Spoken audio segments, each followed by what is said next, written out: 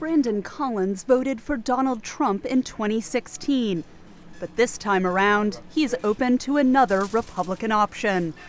Donald Trump is kind of a loose cannon, and just the honesty aspect also I think is big. And I think experience, is really big too. And Mark has, an abundance of experience. I think that these issues talk about your 6- and 7-year-olds. Former Republican Governor Mark Sanford hopes to capitalize on the current political climate to take the Republican Party back from the president. What's going on in the White House is more akin to of what you see in some third world banana republic, so to speak, than what you'd see out of the measure and systems that people have historically thought of when they think of America.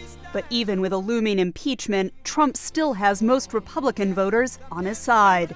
If a candidate is going to beat Trump, it's likely to be a Democrat.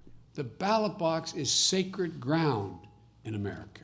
Frontrunner Joe Biden, the target of Trump's alleged attempt to invite foreign election interference, his forceful defense appeals to many. I think Trump is a bully, and I think the only thing he understands is when people punch back. And I'm glad he finally did it. And I'm glad he mentioned the impeachment.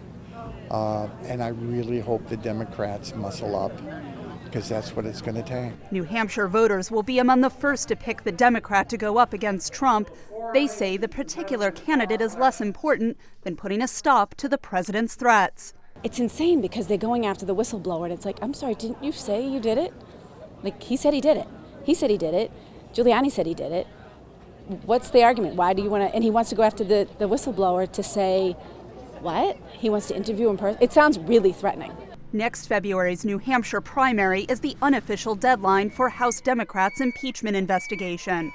But some voters say politics shouldn't be a concern. Stop playing around with the politics, to come out, to be truthful, and to hold him accountable. And I mean by politics, stop worrying about being reelected and stop worrying about what are we going to be reelecting you to. A question Democrats have just 4 months left to answer. Katherine Gypson, VOA News, Manchester, New Hampshire.